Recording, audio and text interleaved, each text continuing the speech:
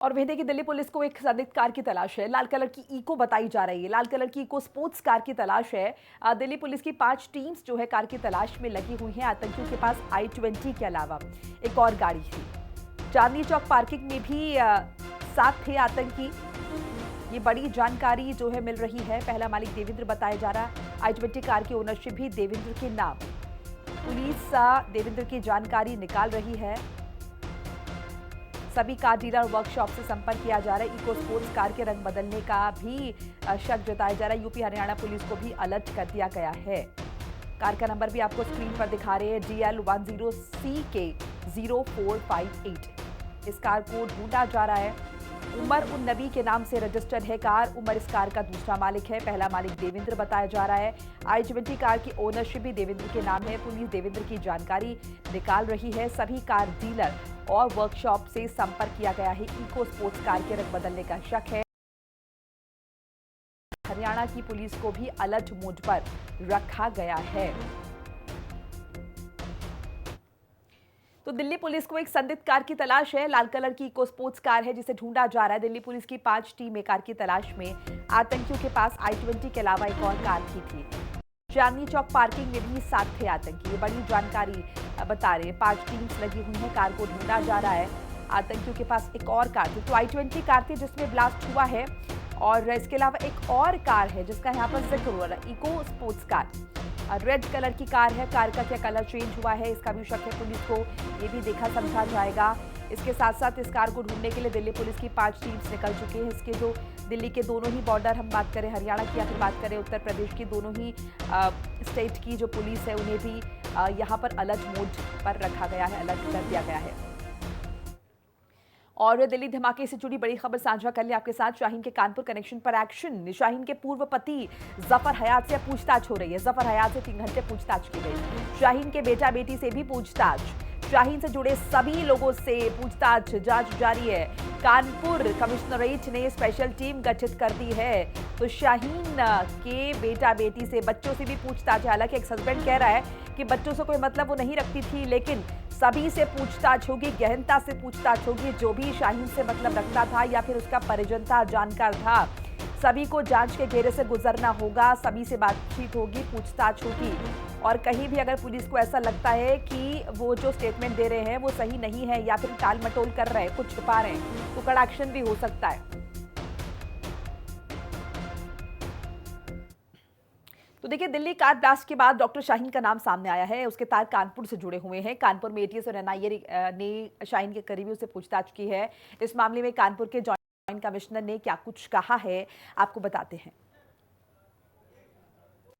धमाके के बाद डॉक्टर शहीन का नाम सामने आया है। डॉक्टर शहीन जो है वो फरीदाबाद से पकड़ा गया और लखनऊ की वो रहने वाली थी और उनके तार कानपुर से जोड़े गए और उनके जो पति हैं डॉक्टर जफर, उन जो पूर्व पति रह चुके हैं, उनसे भी पुलिस ने पूछताछ की। और हमारे साथ में इस समय मौजूद हैं आशुतोष कुमार सर हैं, ज्वाइंट सीपी हैं कानपुर के। उन्होंने कुछ लोगों को जो है, संदिग्ध जो लोग हैं, उनसे पूछताछ है वो अभी शुरू की है। उसमें क्या निकल के सामने आ रहा है, क्योंकि एनआईए की टीम और एटीएस की टीम लगातार जो है लोगों से पूछताछ कर रही है, क्योंकि उसके जो यहाँ पर वो मेडिकल कॉलेज में 2006 में वो यहाँ पर पढ़ाती थी, 2013 तक वो है फार्मोलॉजिस्ट पद पर यहाँ पर तैनात थी। सर, कुछ लोगों को पूछताछ के लिए बुलाया गया, क्या उनसे पूछताछ की गई है अभी? देखिए, ये मैं बता दूं, इसको स्पष्ट कर दूं कि ये हमारा जो 2 दिन से रेड अलर्ट है, जब घटना हुई तो यूपी क्योंकि बहुत सेंसिटिव है और कानपुर इसमें से सबसे सेंसिटिव क्षेत्र में आता है। यहाँ पर दंगों का इतिहास रहा है और प्लस यहाँ पर कुछ घटना ऐसी हुई थी जैसे ट्रेन को डिरेल करने की कोशिश की गई थी। तो बिल्कुल यहाँ पर एजेंसी की कड़ी नजर रहती है। तो ये जब कनेक्शन उनका निकल के आया तो उसको तो खैर एटीएस हमारी स्पेशलाइज एजेंसी है और वो अपने जो राष्ट्र लेवल की एजेंसी है उनसे कोऑर्डिनेट कर रही है, पूछताछ वगैरह की, उनके घर पे गए, उनके पति से की। लेकिन जो हम लोग जो बाकी जिस क्षेत्र में उनका आना जाना पाया गया, वहाँ के लोगों को बुला करके, उठा करके पूछताछ कर रहे हैं। और अगर पॉसिबल कनेक्शन कोई होगा तो हम लोग एजेंसीज को अपडेट कर देंगे। तो वही जनरल जो चेकिंग का माहौल है, अलर्ट रहने को कहा गया है और पूरी तरह से कोई भी छोटी से छोटी घटना को वो लोग न करें, इसके निर्देश हम लोग नीचे दिए। कानपुर को थोड़ी सिमी का भी गढ़ रहा है। कानपुर सिमी का लगभग प्रतिबंध लगा दिया गया था। तो क्या जो ये शहर भी सेंसिटिव शहर है, कुछ जो मुस्लिम एरिया हैं वहाँ पर कुछ इस तरीके से प्लान किया गया है कि वहाँ पर सर्च ऑपरेशन चलाया जाए, क्योंकि ये भी सामने आया है कि वो चमनगंज में रहती थी, वहाँ पर उनका घर था। क्या कुछ लोगों को वहाँ पर उनसे पूछताछ की जाएगी या कुछ इस तरीके से सर्च ऑपरेशन चलाएंगे? जैसा कि आपने बताया कि सिमी के यहाँ पर बहुत लोग थे जब से प्रतिबंधित कर दिया गया, तो वो तमाम लड़के और उस तरह के लोग अभी भी हैं। तो वही हमारे एरिया ऑफ इंटरेस्ट है कि हम पता करें कि वो किस एक्टिविटी में पार्ट ले रहे हैं, क्या कर रहे हैं, अभी भी क्या सपोर्ट कर रहे हैं। और जैसे डॉक्टर शाहीन यहाँ जाती थी रिलीजियस मजमू में वो पार्ट लेती थी और रेडिकलाइज थी, कब हुई क्या हुई, ये तो खैर एटीएस के लिए देखने की चीज़ है और अदर एजेंसीज के लिए। हमारा फोकस ये है कि और कौन से अपराधी लेवल के लोग हैं और जो जनरल चेकिंग का हमारा माहौल है कि कोई हमें ऐसी इन्फॉर्मेशन मिल जाए जिससे कि हम इस तरह की सूचनाओं को डेवलप कर सकें और एजेंसीज को बता सकें। तो चेकिंग का अभियान अभी भी चलता रहेगा और हम छोटी से छोटी बातों पर ध्यान इस समय दे रहे हैं और कोशिश कर रहे हैं कि विदेशी मूल के नागरिक या पाकिस्तान के या समझ लीजिए जम्मू कश्मीर के भी जो लोग यहाँ पे घूमते हैं तो उन पर हमारी नज़र है। हाँ, चेकिंग करते हैं, अभियान चलाते हैं, इसका इनपुट हमें आ जाता है कि कोई आदमी बिना पासपोर्ट के या फिर पासपोर्ट को ओवर स्टे कर गया हो, वीज़ा पीरियड को ओवर स्टे कर गया हो, तो वो हमारा नॉर्मल चेकिंग का डोमेन रहता है। अभी तो हम ये फोकस कर रहे हैं कि ये जो लोग जो जो प्रत्यक्ष या परोक्ष रूप से सपोर्टर्स हैं ऐसी एजेंसीज का, ऐसे तत्वों का, उन पर हम नज़र रख सकें और उनसे कोई ऐसी जानकारी प्राप्त कर सकें। तलाश में आता है।